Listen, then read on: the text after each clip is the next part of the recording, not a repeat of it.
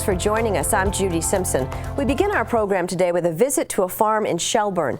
The bread and butter farm has found ways to grow their business throughout the year, in the cold of winter and in the warmth of summer. In the summer, the farm owners make their bread and butter by bringing the plate to the farm. In the winter, they've carved out another niche by starting their growing season at a time when many other farms are bringing in the harvest. Keith Silva visited the farm to learn more about its unique approach to business. When the snow starts to fly at Bread and Butter Farm in Shelburne, it's a sign it's time to pick. The niche really for us is the winter growing and focusing on cold hardy winter greens.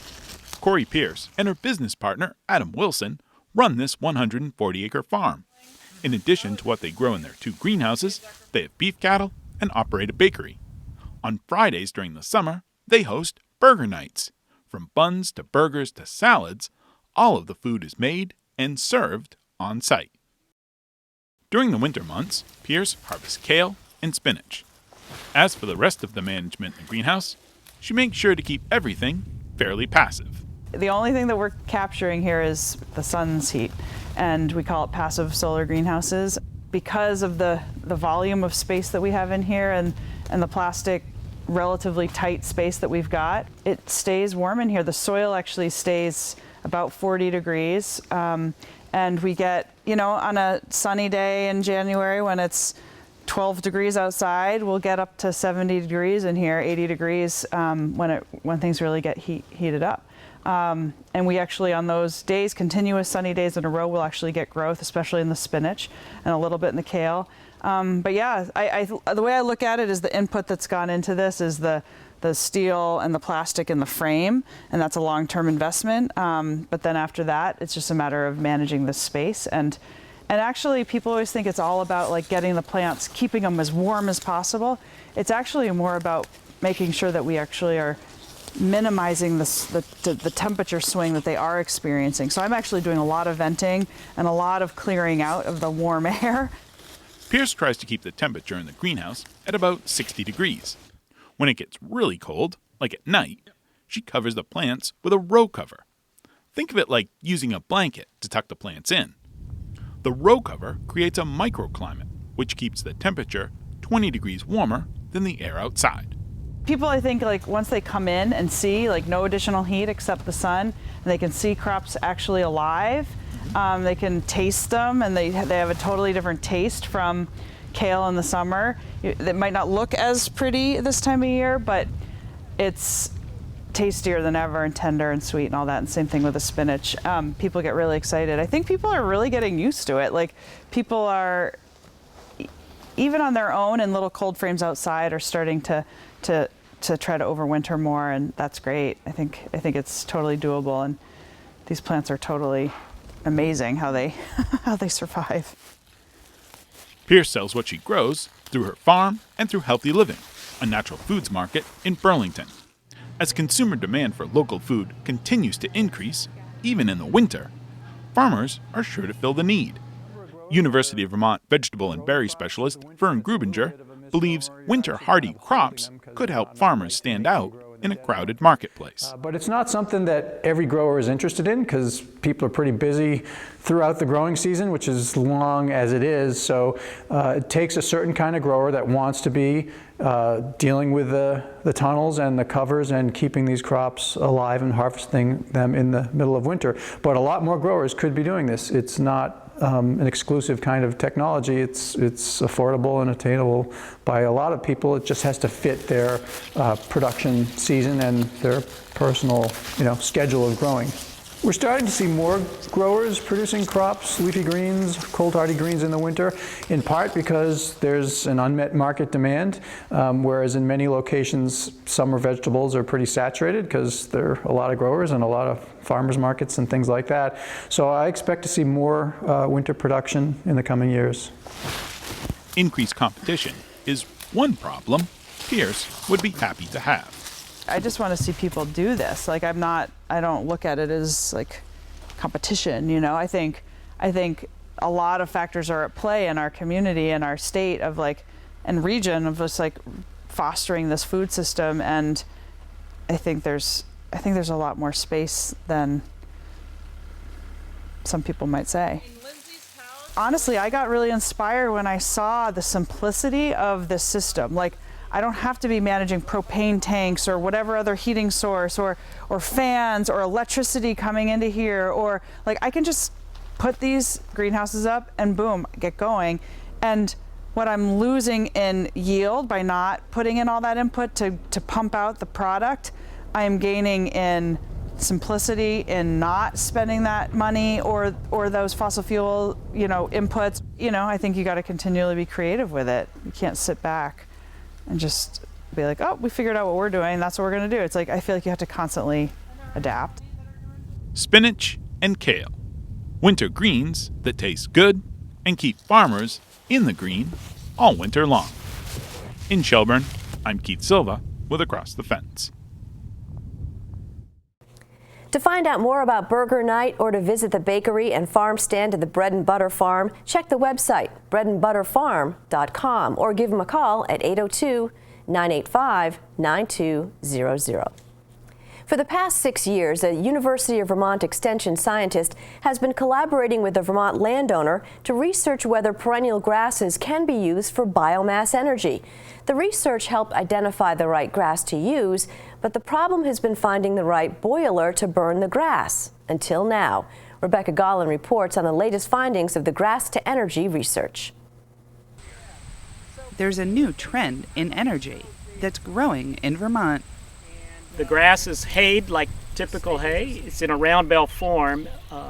It'll be chopped into smaller particles and then densified into what we call these pucks, these briquette pucks. And then that will be in a form that can be burned in a boiler.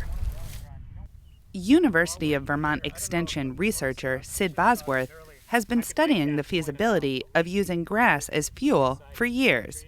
Here at Meech Cove Farm in Shelburne, Bosworth works with the landowner and the farm manager to create a reliable source of fuel for the farm. He has conducted experiments on how different varieties grow and how they burn when processed. I think we're at a point where we know we can grow these grasses. We have a good handle on their yield and economics to grow them. Is it going to be profitable or not for a landowner to grow these? We have a handle on how to process them for burning. And now it looks like we have, and I think this has been the big bottleneck, we now have possible systems for burning them at least a smaller intermediate industrial size, something that could handle, a building, a church or an office building or a shop area. What Bosworth and his research partners have now that they didn't have before is a boiler capable of burning the grass in a consistent way. One of the challenges with burning a biomass like a grass species is that depending on the mineral content, depending on the density of the pellet or the puck that you're using, and depending on the boiler you're using, you can get mixed results when they burn. There are a number of factors that can influence how the grass burns, from nutrient content and density of the biomass to the boiler itself. Even the temperature at which it's burned can make a big difference. So another advantage of switchgrass is that it doesn't require as many nutrients. These test plots are looking at how timing the harvest of switchgrass can affect its quality as fuel. We're looking at a field of switchgrass, and this switchgrass was actually mowed back in the fall. The idea is that we mow it at that time. It stays in the windrow through the winter, and then it's harvested for hay in April or May. The grass is left in the field through the winter to deplete its mineral content. It's going to get rained on, and in the winter, snowfall. Our idea is actually counter to making good quality hay for livestock. We're trying to leach the nutrients out of this hay. That's better for burning quality. Here in New England, we burn wood. That's what we understand. And so part of what our company does is try to introduce and say, let's burn biomass. Biomass is wood, it can be grass, we can densify anything. Why not have your fuel source in the backyard, so to speak? Adam Dancher is a partner at Renewable Energy Resources, another collaborator in this project. Their role is turning the grass into pellets, or larger, disc-shaped pucks that are ready to be burned. These here are the form factors that we make. This is a 2-inch briquette or a puck. These can be made softer, weigh less. They can be made to be hard. So we can manipulate the material, the end product, to customize to the customer. The process is what we call field to flue. One aspect of the project is to create results that can be replicated easily in other places. So Dancher and his partners try not to use specialized machines. We use farm equipment because farm equipment is easy to get. Farming is done everywhere. The only specialty piece of machinery is the one behind me, which is the Densifier. This is a machine that we had built about 5 years ago. And what it does is take chopped grass at 3 pounds a cubic foot chopped to 35 pounds a cubic foot densified. And so we can take a large bale and turn it into something very small, and then that gets transported into the boiler. The group researched boilers extensively before making their choice. They spent months testing and calibrating the machine. We had the first part of the winter to run it on wood pellets, and since mid-February we've been running the combustion testing with the various grasses that you've seen growing in the field. We are taking emission samples.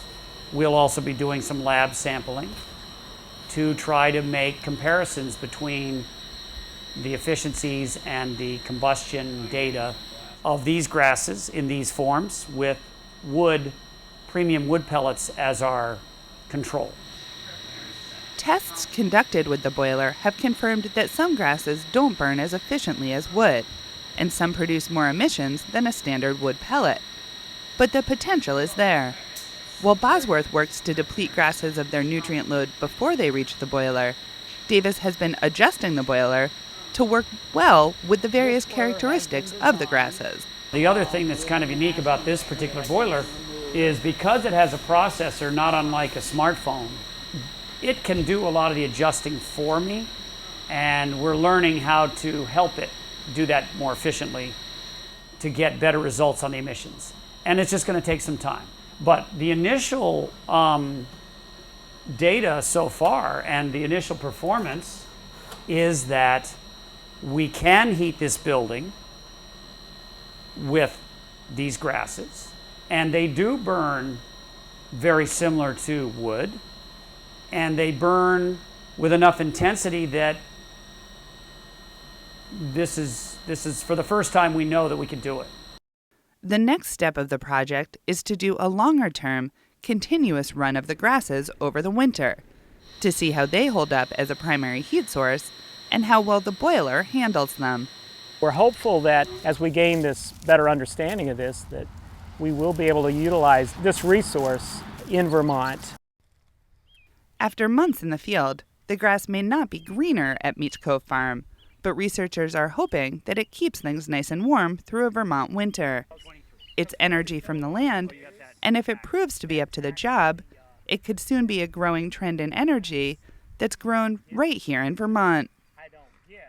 In Shelburne, I'm Rebecca Gollin with Across the Fence. To learn more about the UVM Grass to Energy project, you can check the website in the Plant and Soil Science Department. Go to pss.uvm.edu/grassenergy. And that's our program for today. Thanks for joining us. I'm Judy Simpson. I'll see you again next time on Across the Fence.